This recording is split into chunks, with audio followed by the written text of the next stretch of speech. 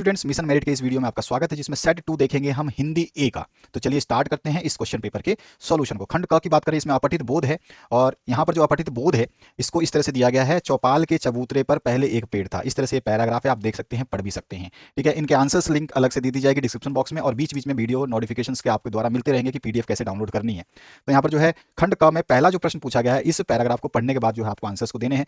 चौपाल का जीवन किस प्रकार का हुआ करता था? तो चौपाल पर बहुत ही अच्छा माहौल हुआ करता था, सभी लोग एक साथ बैठ कर गप्पे हाँकते थे तथा हंसी मजाक करते थे। वहां पर बैठकर लोग एक दूसरे की दुख दर्द जो है बांटा करते थे। ठीक है, इस तरह से आप लिखेंगे इसका आंसर। इसके बाद जो दूसरा प्रश्न है, इसमें पूछा पेड़ काटने का क्या दुष्परिणाम हुआ? तो पेड़ काटने से लोग अब वहां पर बैठ नहीं पाते थे और एक दूसरे से बात करके हंसी मजाक नहीं कर पाते थे। उनके मन की बात उनके मन में ही दबकर रह गई थी और सब कुछ बिखर गया था, कबूतर भी कहीं उड़ गए थे।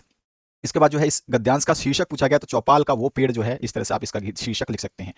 यहाँ पर जो नेक्स्ट प्रश्न है, इसमें पूछा गया है आपसे व्याकरण संबंधी प्रश्न है। तो यहाँ पर विस्मय आदि बोधक अवयव की परिभाषा देते हुए उदाहरण आपको बताना है। तो जिन शब्द से शोक, विस्मय, घृणा, आश्चर्य आदि भाव व्यक्त हो उन्हें विस्मय आदि बोधक अवयव कहा जाता है। जैसे अरे, फिर यहाँ पे आपने एक्सप्लेनेटरी सेंटेंस यहाँ पे जो है वो लगा दिया सिंबल। तुम कब आ गए? बाप रे बाप, इतनी तेज आंधी, वाह तुमने तो कमाल कर दिया। तो ये सारे के सारे जो है आप कह सकते हो आंसर्स हैं। ठीक है, इसके बाद जो नेक्स्ट पार्ट है, इसमें अथवा पार्ट में रिक्त स्थान की पूर्ति अव्यय पद से करना है। तो अव्यय पद जो है आपका धीरे धीरे के बिना इस तरह के होते हैं। तो हवा धीरे धीरे बह रही है और जो है यहाँ पर बोला गया है अच्छे चरित्र खाली स्थान जीवन का निरर्थक है। तो यहाँ पे अच्छे चरित्र के बिना जो है जीवन निरर्थक है, यहाँ पे ऑप्शन करेक्ट हो जाएगा। इसके बाद जो नेक्स्ट क्वेश्चन है, द्विगु समास की परिभाषा उदाहरण सहित लिखनी है। अथवा पार्ट में आपको दिया गया है दाल रोटी का समास विग्रह और समास का नाम लिखना है। तो द्विगु समास क्या होता है? वह समास जिसका पहला पद संख्यावाचक विशेषण होता है तथा समस्त पद किसी समूह या फिर किसी समाहार का बोध कराता है, तो वो द्विगु समास जो है कहलाता है। जैसे दोपहर, तो दो पहरों का समाहार हो रहा है यहाँ पर, इसलिए द्विगु समास है। उसके बाद इसका अथवा पाठ में दाल रोटी का समास विग्रह करके समास का नाम लिखना है आपको। तो समास जो है आपका क्या हो जाएगा? दाल रोटी में जो है समास विग्रह क्या हो जाएगा? दाल और रोटी, और इसमें द्वंद्व समास है। इसके बाद जो नेक्स्ट क्वेश्चन है, इसमें पूछा गया आपका खंड ग पाठ्य पुस्तक से 3-3 अंक के प्रश्न है। तो यहाँ पर जो है आपका पहला प्रश्न पूछा गया है, कवि ने कठिन यथार्थ के पूजन की बात क्यों कही है? और अथवा में दिया गया है भाव स्पष्ट करना है। प्रभुता का शरण बिंब केवल मृग मृग तृष्णा है। ठीक है, हर चंद्रिका में छिपी एक रात जो है कृष्णा है। तो इसका दोनों का आपको करना है, एक अथवा पाठ है तो दोनों में से कोई एक ही करना है। पहले प्रश्न की बात करें, कवि ने कठिन यथार्थ के पूजन की बात इसलिए कही है क्योंकि यही सत्य है और भूली बिसरी यादें या भविष्य के सपने मनुष्य को दुखी ही कर देते हैं, किसी मंजिल तक नहीं ले जाते हैं। मनुष्य को आखिर में वास्तविक सच का सामना करना पड़ता है, इसलिए उसे पूजन यानी ग्रहण करना चाहिए। अथवा पाठ की बात करें तो यहाँ पे भाव स्पष्ट करना है। कवि ने माना है कि धन दौलत और सुखों की प्राप्ति हर मनुष्य अपने जीवन में करना चाहता है, पर सबके लिए ऐसा सोच पाना संभव नहीं होता। वह तो उसके मृग तृष्णा के समान ही सिद्ध होकर होकर जाता है। ठीक है, तो क्या होता है कि मतलब कि वो उसके सोच में रह जाता है, उसे केवल सुखों के प्राप्त हो जाने का झूठा आभास मात्र होता है, वह उसे प्राप्त नहीं कर पाता, जिस कारण उसका हृदय पीड़ा से भर जाता है। हर चांदनी रात के पीछे जिस तरह अमावस की अंधेरी रात छिपी होती है, उसी प्रकार हर सुख के पीछे दुख का भाव भी निश्चित रूप से छिपा रहता है। तो इस तरह से इसका आंसर हो जाएगा। नेक्स्ट पार्ट जो है, कन्यादान कविता के आधार पर बताइए कि मां ने ऐसा क्यों कहा कि लड़की होना पर लड़की जैसी मत दिखाई देना। तो मां को अपने जीवन का अनुभव था, अपने अनुभव के अनुसार मां अपनी बेटी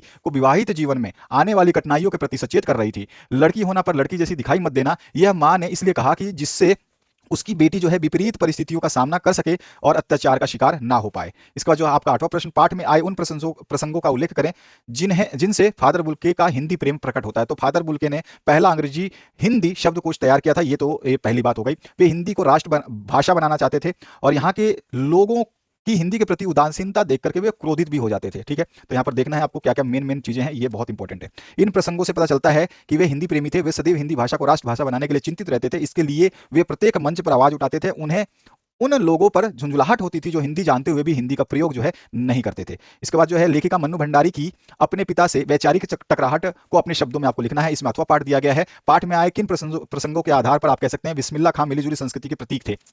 पहले पार्ट की बात करते हैं। लेखिका ने अपने पिता के साथ अक्सर जो है पिता के साथ जो है उसकी वैचारिक टकराहट होती रहती थी। तो यहाँ पर जो है क्या हुआ है इसमें, तो लेखिका के पिता यद्यपि स्त्रियों की शिक्षा के विरोधी नहीं थे, परंतु वे स्त्रियों का दायरा चार दीवारी के अंदर ही सीमित रखना चाहते थे। परंतु लेखिका खुले विचारों वाली महिला थी। लेखिका के पिता लड़की की शादी जल्दी करने के पक्ष में थे, लेकिन लेखिका के जो है जीवन की आकांक्षाओं को पूर्ण करना चाहती थी। और लेखिका का स्वतंत्रता संग्राम में भाग लेकर के भाषण देना उसके पिता को कतई जो है पसंद नहीं आया था। और पिताजी का लेखिका की मां के साथ अच्छा व्यवहार नहीं था स्त्री के प्रति। ऐसे व्यवहार को लेखिका जो है अनुचित समझती थी और साथ ही साथ बचपन के दिनों में लेखिका के काले रंग रूप को लेकर के उनके पिता का मन जो है उस उनकी तरफ से उदासीन रहा करता था।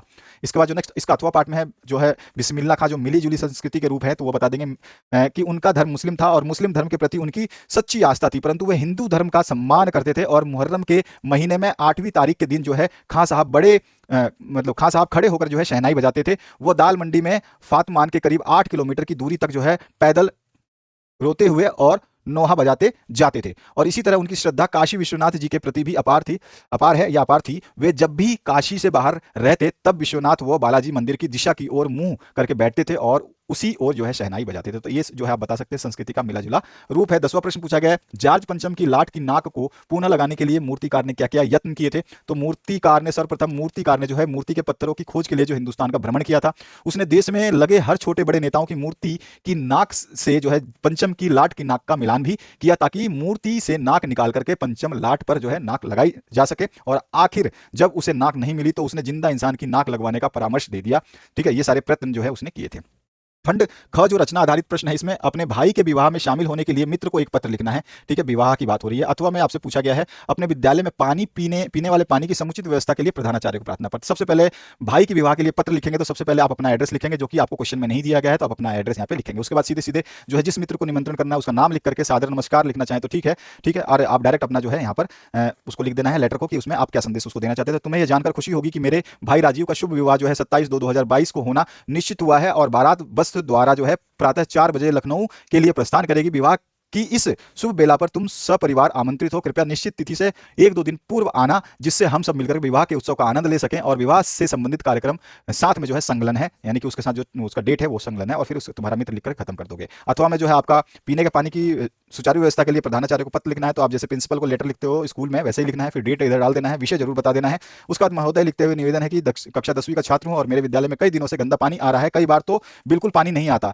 इस कारण बाहर से पानी की बोतलें खरीदनी पड़ती है। आपसे प्रार्थना है कि आप जल्द ही पानी की उचित व्यवस्था करें, ताकि हमारी पानी की परेशानी जो है दूर हो सके। कई विद्यार्थियों को तो गंदा पानी पीना पड़ता है या फिर उन्हें प्यासा ही रहना पड़ता है। आशा है कि आप इस संबंध में जल्दी ही कुछ उचित समाधान निकालेंगे। सर धन्यवाद करते हुए आज्ञाकारी शिष्य करके आप अपना क्लास और नाम लिख देंगे। तो यहाँ पे दिया गया है संकेत बिंदु और इसके आधार पे आपको देना है निबंध। एक तो है कंप्यूटर, ठीक है, जिसमें बिंदु है आपका भूमिका है, आधुनिक उपकरण, निर्दोष गणक, और उसके अलावा जो है दुष्परिणाम और उपाय। दूसरा जो है यहाँ पे ख पार्ट दिया है, कोई एक ही पार्ट आपको करना है। तो यहाँ पर जो है पर्यावरण प्रदूषण, ठीक है, इसका कारण निवारण, संकेत बिंदु में भूमिका, प्रदूषण का अर्थ, कारण, दुष्परिणाम, उपाय। तो सबसे पहले कंप्यूटर आज की जरूरत जो है इसके बारे में हमने लिख दिया, तो इसको आप आराम से पढ़ लेना। भूमिका लिख दी है, आधुनिक उपकरण जो है इसके बारे में, और जो है निर्दोष गणक है ये भी बता दिया। उसके बाद जो है आप नेक्स्ट पार्ट में इसको बता सकते हैं इसके दुष्परिणाम क्या क्या है, और इसके बाद में जो है उपाय आप बता देंगे। नेक्स्ट पार्ट में पर्यावरण प्रदूषण कारण और निवारण बता देना है। इसमें भूमिका लिख देंगे, प्रदूषण का अर्थ बता देंगे, प्रदूषण का कारण क्या हो सकता है, दुष्परिणाम क्या है और उपाय क्या है। इस तरह से आप इसको खत्म कर देंगे।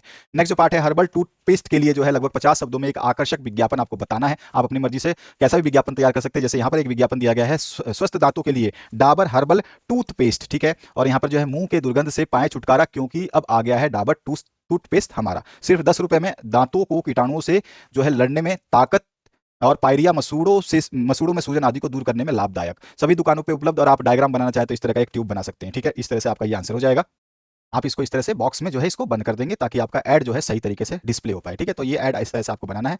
तो ये था आपका प्रश्न पत्र का पूरा सॉल्यूशन, और अपने दोस्तों के साथ शेयर करें। नेक्स्ट सेट जो है आपके सारे आ रहे हैं, फटाफट आपके कंटिन्यूअस सेट आ रहे हैं, उन सभी सेट्स को पढ़िए और अच्छे तरीके से स्कोर करिए।